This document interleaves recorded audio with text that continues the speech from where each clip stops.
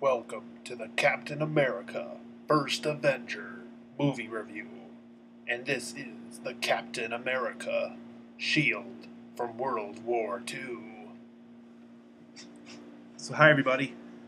Yes, I am wearing my Captain America shirt. Saw it on opening day. This is the exact shirt that I wore.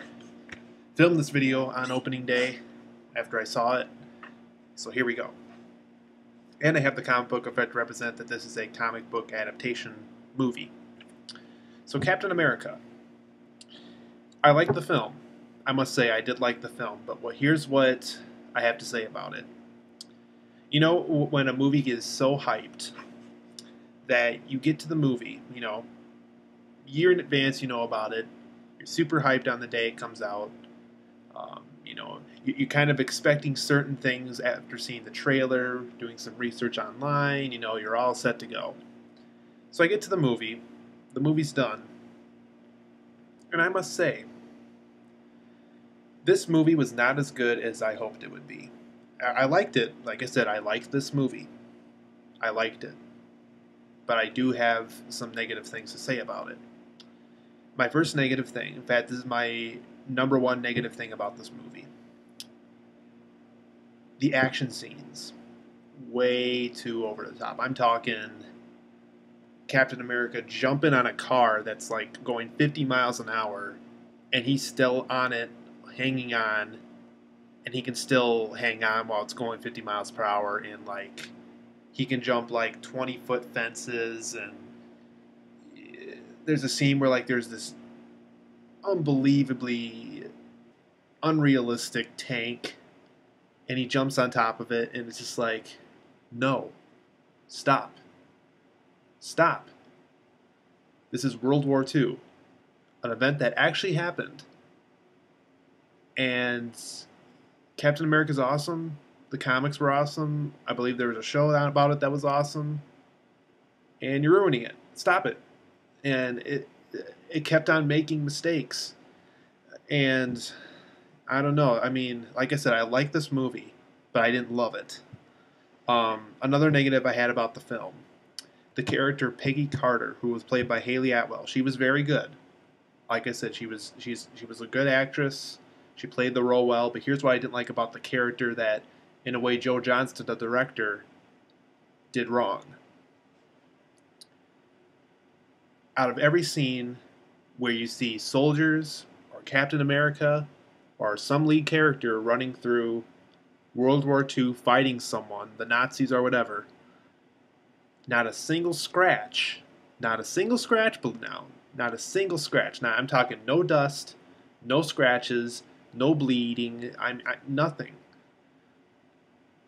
Peggy Carter is like, imagine a Victoria's Secret commercial, and she looks like that the entire movie. After running through a battlefield, after fighting people, after shooting, Nazis, and Nazis are shooting at her, not a scratch on her. She looks like she's ready for a Victoria's Secret commercial every single second of this movie. Even when you're focusing on Captain America during one of the running sequences, look at her. Not a scratch on her. I mean, come on. Let's get real, guys. Let's start making a movie that actually seems at the least bit realistic. So after bashing it there, let me talk about some positive things in the actual story itself for those of you who want to know about the storyline.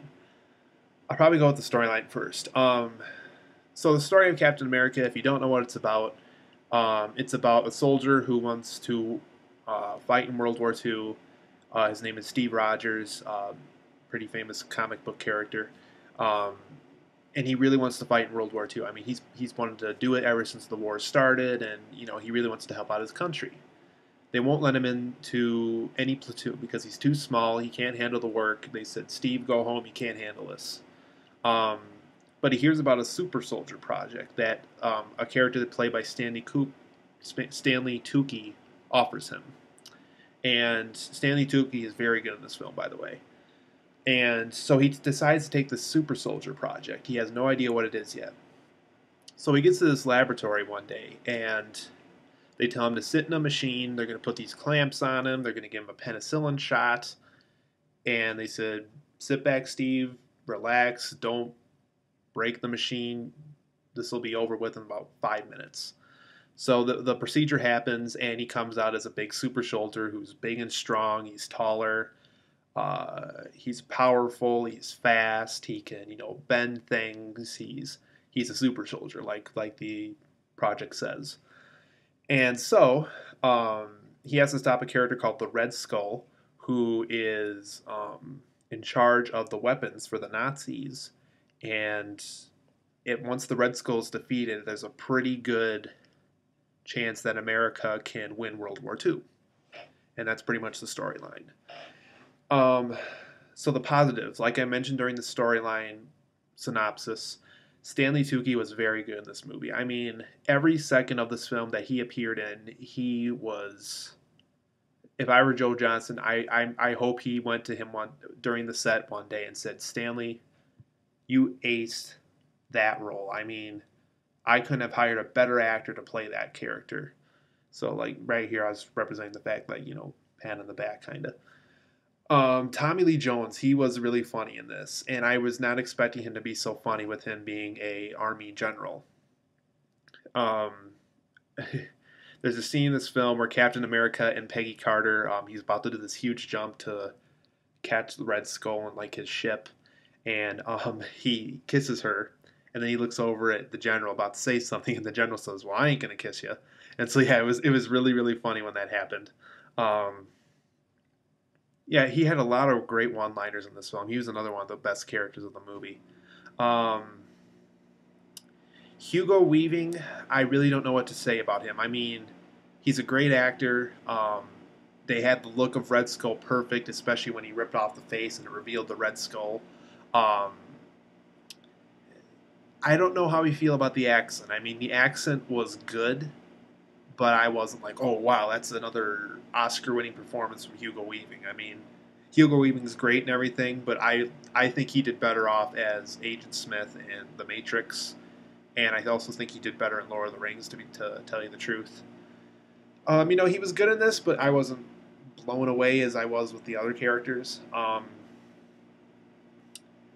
Chris Evans, I'm very curious how he felt about this project. I mean, he was good as Captain America, but I was hoping for him to be funnier. I mean, after seeing him as Lucas Lee and Scott Pilgrim, after seeing him as the Human Torch and Fantastic Four, the comedic character of the group, I was really hoping they would have a more of a comedic approach to Captain America, and they never did it. I really hated the scene where, I think he probably felt uncomfortable during this scene too, is the scene where Captain America's kind of a joke. I mean, like, he's appearing on commercials, on plays, and I don't know how I feel about that scene. I mean, I know it was meant to be campy, but it was just kind of like, let's try a different idea, Joe Johnston. This isn't quite working out. So I know I went on for this review for quite a long time, but I was really hyped for this movie, and unfortunately I didn't get the satisfaction that I wanted to with this movie.